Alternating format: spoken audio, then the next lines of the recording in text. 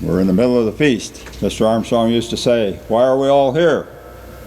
Then he would say, "Because we're not all there." We're all here to study the scriptures. That helps us to become all there. This is just a Bible study. It was taken from my scripture reading over a period of time last year, and it's an encouraging bunch of scriptures that Yahweh has promised. It's His promises to us, and my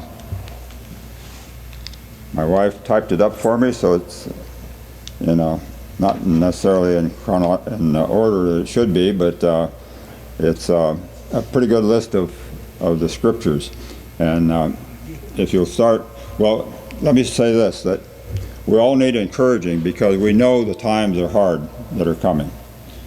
We're coming into a time that can be very discouraging and very disheartening to us because the world is getting more dangerous each day to live in, and the governments of this world are conspiring against Yahweh and His people. But I'll just say this before I even get started. I read the end of the book. Guess what? We win. We win. All right, let's start out in Psalms 46, all of it.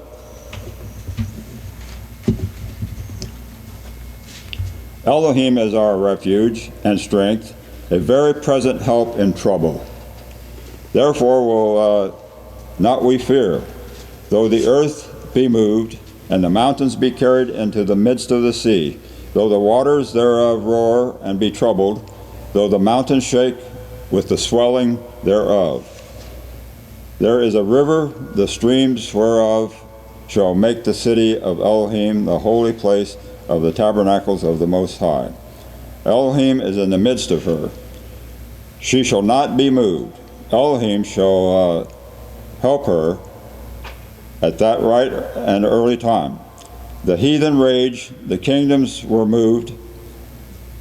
He uttered his voice, and the earth melted. Yahweh of hosts is with us. The Elohim of Jacob is our refuge. Verse 48 of chapter 46. Come, behold the works of Yahweh, what desolations He hath made in the earth. He makes wars to cease. That's a good thing, because wars is what Yeshua said that we're looking ahead to. He makes wars to cease unto the end of the earth. He breaks the bow and cuts the spear in sunder. He burns the chariot and the fire. Be still and know that I am Elohim. I will be exalted among the heathen. I will be exalted in the earth. Yahweh of hosts is with us. The Elohim of Jacob is our refuge. How comforting is that, huh? Okay, let's also go, just kind of take it in chronological order, I guess. Psalms 48, 1 through 7, the next chapter. Oh, clap your hands, all you people. Shout unto Elohim with the voice of the trumpet. For Yahweh Most High is He is a great king over all the earth. He's a great warrior king, I might add. He's the Lion of the tribe of Judah. And He's not coming as the Messiah. He's coming as a warrior. He's going to kill many people as He comes, because they have killed His prophets and His people. He shall subdue the people under us, and the nations under our feet. He shall choose our inheritance for us, the excellency of Jacob, whom He loved. Elohim is gone up with a shout, Elohim with the sound of a trumpet. Sing praises to Elohim, sing praises unto our King, sing praises. How great is that, huh? Our King is Elohim. He's coming as a great mighty king, the greatest king that's ever lived. He's the son of David. Okay, 51, verse 2 and 4, Psalms 51, 2 and 4.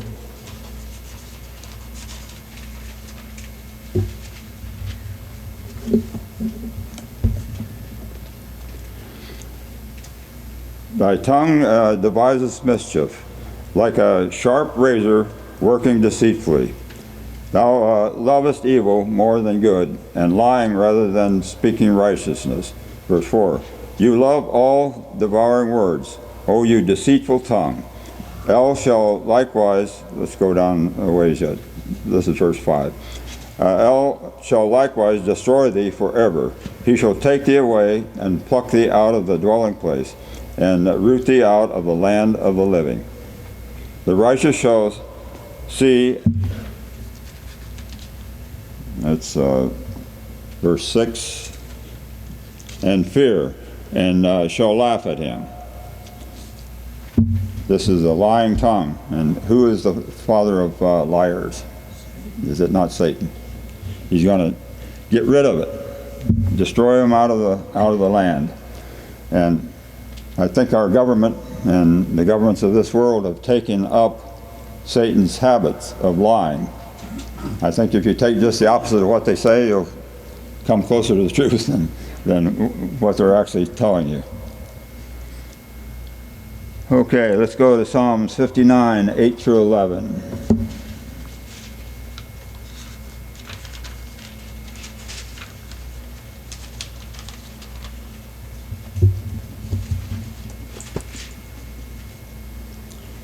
But you, O Yahweh, shall laugh at them, and you shall have all the heathen in derision. Is he ever going to have them in derision? You're going to have them melt down. Because of his strength will I wait upon thee, for Elohim is my defense. We're not to defend ourselves. We're not to stock our closets with guns to protect ourselves. I mean, if it's for hunting or something, that might be okay, but not to protect ourselves. He is our protection. Because of his strength will I wait upon thee, for Elohim is my defense. The Elohim of my mercy shall prevent me from stumbling, I assume that means. Elohim shall let me see my desire upon my enemies. Okay, go to 61, verse 1 to start with.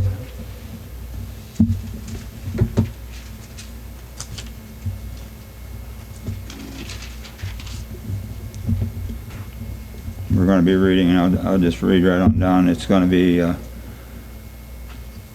61, 2, and we'll just go right on through 8, and go right on into 63. Psalm 61, 2, start with. You might as well start at 1. Hear my cry, O Elohim, attend unto my prayers. From the end of the earth will I cry unto you. Then my heart is overwhelmed. When my heart is overwhelmed, lead me to the rock that is higher than I. That rock is Yeshua. He is higher than the universe. He is our defense, and we look to him in times of trouble. For you have been a shelter for me and a strong tower from the enemy. I think there's a song written after this. Might have been worldwide. I will abide in your tabernacle forever. I will trust in the covert of your wings, underneath your wings. For you, O Elohim, has heard my vows. You have given me the heritage of those that fear your name. It doesn't say his titles. He says they will fear his name. Thou wilt prolong the king's life and his years as many generations. He shall abide before Elohim forever. O prepare mercy and truth, which may preserve him. So will I sing praises unto thy name forever, that I may daily perform my vows. That I may daily perform our vows. That's one of the areas that I lack in. I think as human beings we most do, of performing our vows to Yahweh. He says it's better to fulfill a vow than it is to not fill it and be hurt by it. Even if it hurts us, we should fulfill our vows. Let's go into chapter 62. Truly my soul waits upon Elohim. For him comes my salvation. He only is my rock and my salvation. He is my defense. I shall not be greatly moved. We don't need to defend ourselves in the time to come. How long will you remember mischief against a man? Yea, ye shall be slain, all of you, as bowing wall shall ye be, and a tottering fence. I guess you're not going to be very stable, in other words, if you're fighting against the believers. They only consult to cast him down from his excellency. They delight in lies, they bless with their mouth, but they curse inwardly. My soul waiteth thou upon Elohim, for my expectation is from him. He only is my rock. Notice how many times it mentions the rock. This is speaking of Yeshua. This is the one that we trust in. We trust in Yahweh the Father, we talk to him, but Yeshua is the rock. He is my defense, and I shall not be moved. And Elohim is my salvation and my glory, the rock of my strength and my refuge. Trust in him all times, ye people. Pour out your heart before Elohim is a refuge for us. Surely men of low degree are a vanity, and men of high degree are a lie. And to be laid in the balance, they are together lighter than vanity. The Bible speaks of the great men of the earth. And the great men of the earth today are devising a plan to take over the earth. And some of the great men are the pharmaceutical companies. They've basically taken over civilization. And they've put everybody under a curse under their hands. Yahweh is not blind to this. He's watching. Verse 16, chapter 62. Trust not in oppression, and become not vain in robbery. If riches increase, set not your heart upon them. Wealth is not the sin, it's the love of money that is the sin. If we use our money wisely, Yahweh will bless us. Elohim hath spoken once, twice have I heard this, that power belongs unto Elohim. Also unto thee, O Yahweh, belonging mercy, for you renderest to every man according to his works. That's a good one to remember. If our works are good, we get good rendered to us. If they're evil, we get evil rendered to us. Okay, let's go to Psalms 91. This is my favorite Psalms of all of them.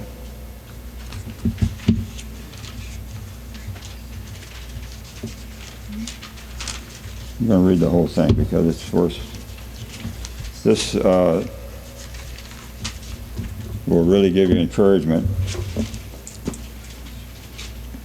And I think as the time comes when life is not as easy as it is today, that this will help us through. This is my rock that I'm going to depend on. My salvation is Yeshua. And he that dwells in the secret place of the Most High shall abide under the shadow of the Almighty. This is Psalms 91, now in verse 2. I will say of Yahweh, he is my refuge and my fortress, my Elohim, in him will I trust. Surely he shall deliver you from the snare of the fowler, and from the noisome pestilence. He shall cover you with his feathers, and under his wings shall you trust. His truth shall be your shield and your buckler. What is his word? What is his truth? Thy word is truth. All of his commandments are truth, are sure. Verse 5, chapter 91. Thou shalt not be afraid of the terror by night, nor for the arrows that flies by day, nor for the pestilence that walks in darkness, nor for the destruction that wastes at noonday. 1,000 shall fall at thy right side, and 10,000 at thy hand, but it shall not come nigh thee. How about that for a promise? That's one you can hold on to. I've taken this, and I believe that what he's saying is he will protect us right where we're at. Right where we're at. But we have to have the faith. And I've seen one of the scriptures, I'm not sure where it is, he says, to the unbelieving, do not claim my promises. So in order to have these promises, we have to be within his will, 100%. Not partly, not once in a while, but continually in his will. And if we're not, we can't claim this promise. Only with your eyes shall you behold and see the reward of the wicked. Because you have made Yahweh, which is your refuge, even the Most High, your habitation, there shall no evil befall thee, neither shall any refuge come near your dwelling. For he shall give his angels charge over you. Now this is speaking of Yeshua, I'm sure, but we're his brothers, so we can tap into his promises. For he shall give his angels charge over you to keep you in all your ways. They shall bear you up in their hands, lest you dash your foot against a stone. You shall tread upon lions and adders. The young lion and the dragon shall you trample under feet. Because he has set his love upon me, therefore I will deliver him. I will set him on high, because he has known my name. That's a good one. I wonder how many of the Protestants believe that. He shall call upon me, and I will answer him. I will be with him in trouble. I will deliver him and honor him. With long life will I satisfy him and show him my salvation. That's the best part of it all. He's going to show us his salvation. That's when we get our change. All right, let's go into Proverbs.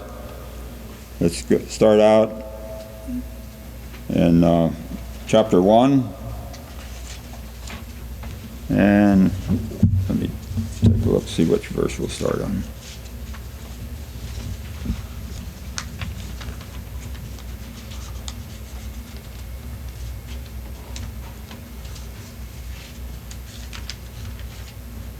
We might as well start in verse 1, I think.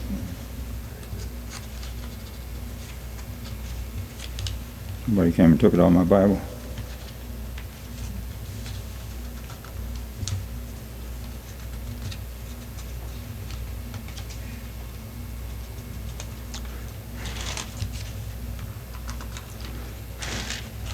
Pages so thin, it's a fairly new Bible, but Proverbs 1, verse 1. The Proverbs of Solomon, the son of David, king of Israel.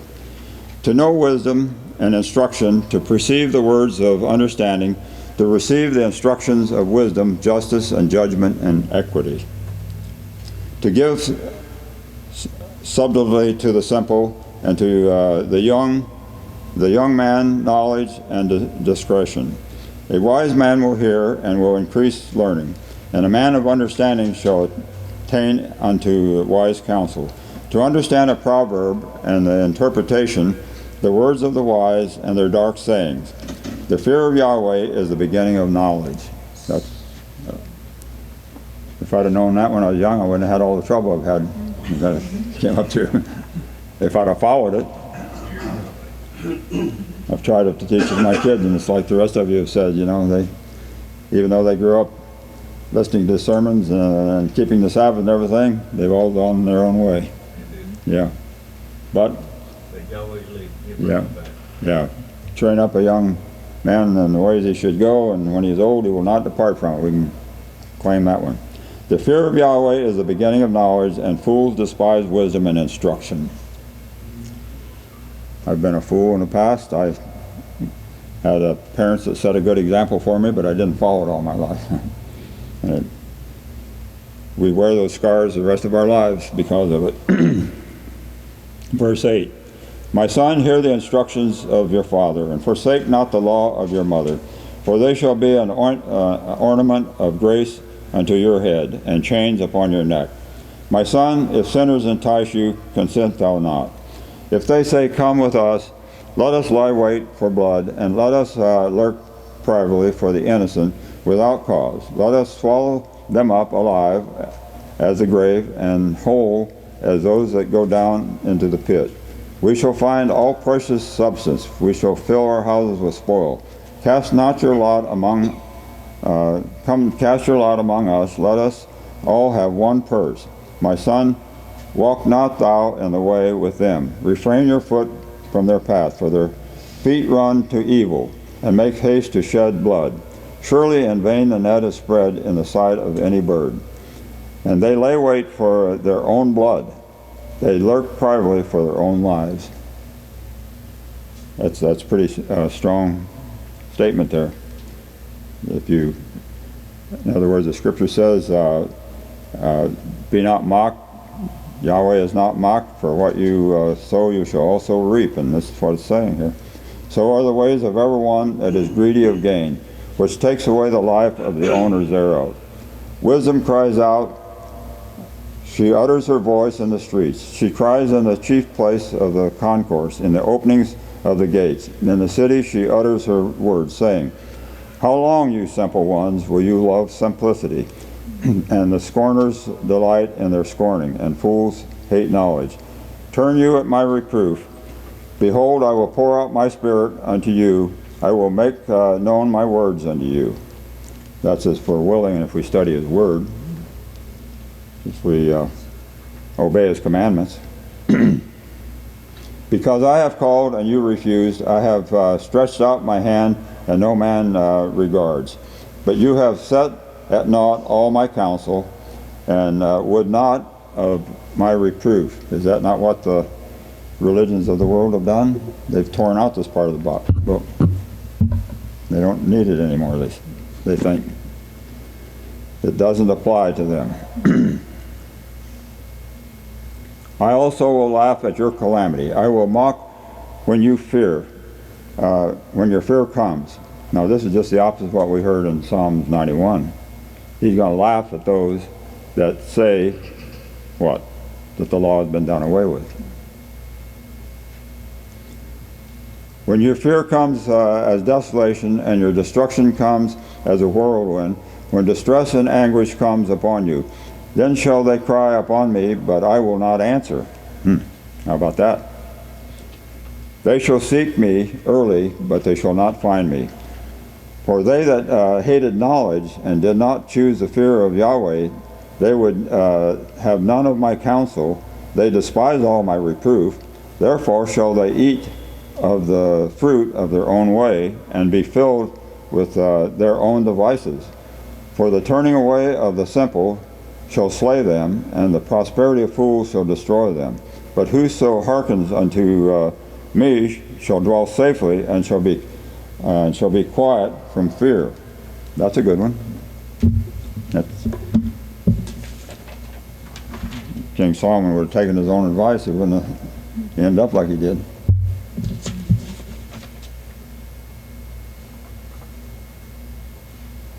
Okay, let's go into Isaiah for a little bit.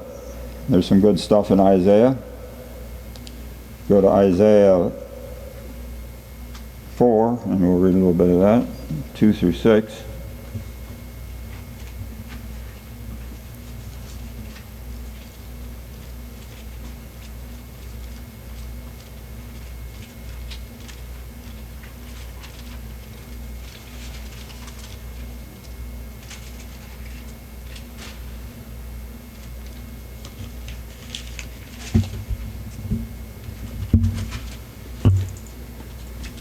Might as well start up in verse 1. A remnant to be saved.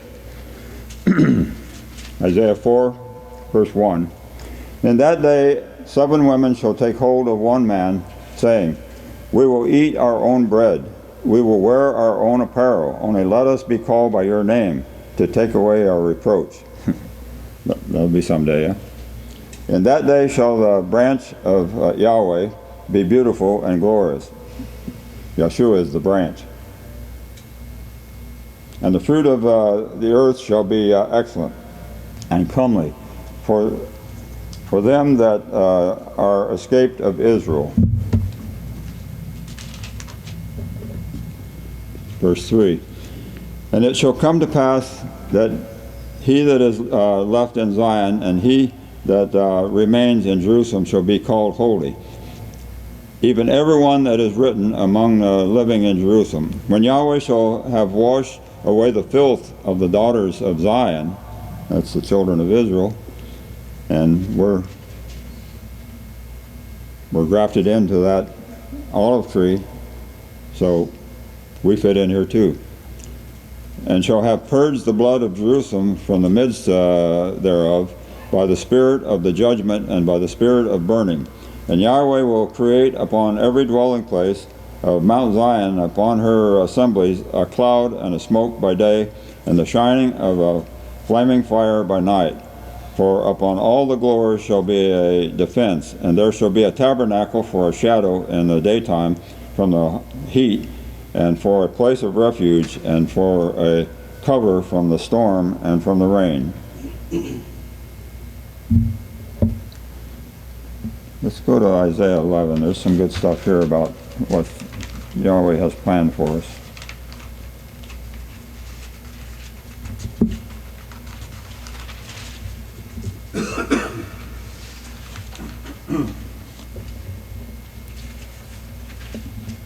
I think I'll read the whole thing. Righteous reign of the branch, it says, the heading in this Bible. Chapter 11, verse 1, Isaiah. And there shall come forth a rod out of the stem of Jesse, and a branch shall grow out of his roots. And the Spirit of Yahweh shall rest upon him, the Spirit of wisdom and the understanding, the Spirit of counsel and might, the Spirit of knowledge and of fear of Yahweh, and shall make him of quick understanding in the fear of Yahweh. And he shall not judge right after the sight of his eyes, neither reprove after the hearing of his ears. He's going to judge us out of this book. What is he going to judge us out of? But with the righteousness shall he judge the poor, and reprove with equity for the meek of the earth. He shall smite the earth with the rod of his mouth, and with the breath of his lips they shall slay the wicked. And the righteous shall be the girdle of his loins, and faithfulness the girdle of his reins. The wolf shall dwell with the lamb, and the leopard shall lie down with the kid, and the calf and the young lion and the fatling together, and a little child shall lead them. The cow and the bear shall feed their young ones, shall lie down together, and the lion shall eat straw like the ox. And the suckling child shall play on the hole of the asp, and the weaned child shall put his hands on the cockatrice, the snake's den, and they shall not hurt nor destroy in all my holy nation.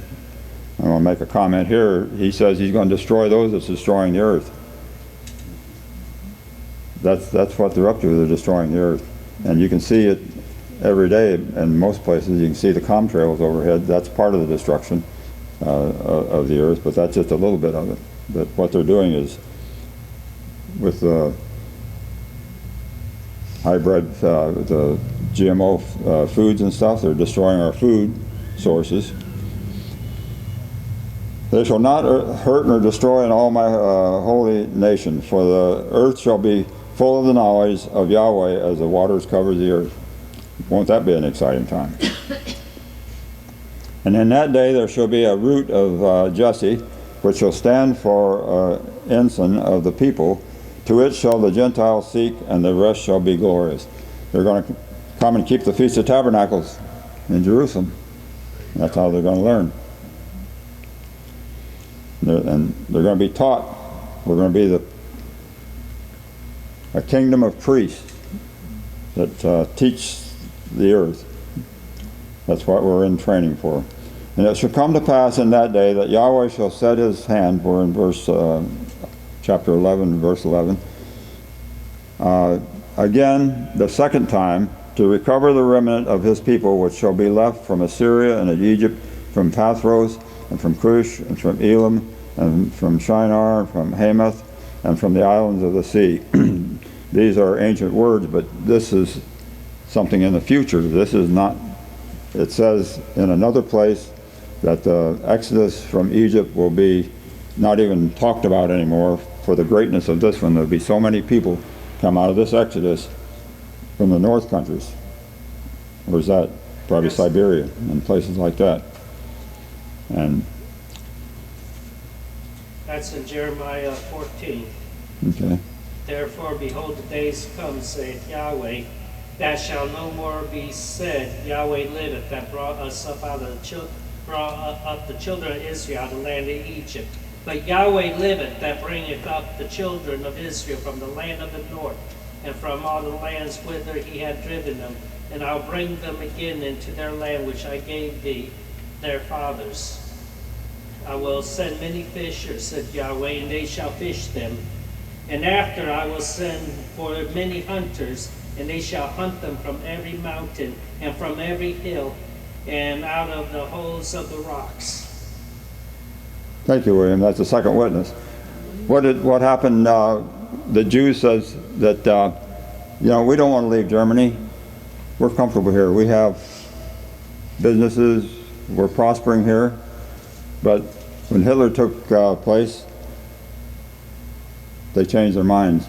They left as fast as they could, and a lot of them didn't make it. Went into the concentration camps. Well, this is going to impale, like I said, the first Exodus. He shall set up an ensign for the nations, and shall assemble the outcasts of Israel, and gather together the dispersed of Judah from the four corners of the earth. The envy also of Ephraim shall depart, and the adversaries of Judah shall be cut off. Ephraim shall not envy Judah, and Judah shall not envy Ephraim. There's going to be one stick in Yeshua's hands. Judah and Israel will be brought back together, and will do the job that they were supposed to do to start with, to show his name, his great name, to the nations. They refused to do it, so they had to go into captivity. The envy also, let's see, in verse 14, but they shall fly upon the shoulders of the Philistines toward the west. They shall spoil them of the east. Together they shall lay their hand upon Edom and Moab and the children of Ammon. Shall they obey them? Well, shall make them obey, I think it should say. And Yahweh shall utterly destroy the tongue of the Egyptian sea, and with his mighty wind shall he shake his hand over the river, and shall smite it in the seven streams, and make men go over dry shod. And there shall be a highway for the remnant of his people, which shall be left from Assyria, like as it was in Israel in the day that he came up out of the land of Egypt. They came out how? They came out on eagle's wings, it said. Well, they walked out, but Yahweh was with them and protect them. That's how they're going to come out of this Exodus. All right, let's go over to the New Testament for a couple scriptures. Let's go to 1 Thessalonians 4, verse 16. And then 2 Thessalonians. 1 Thessalonians 4:16.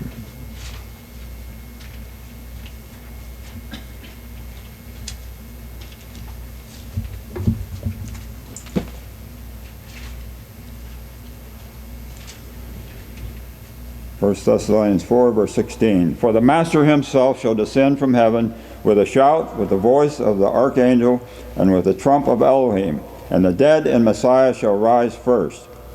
Then we will, which are alive and remain, and they thought they would back at that time, I guess, but I think this is talking to us. Any of us that will be alive and remain shall be caught up together with them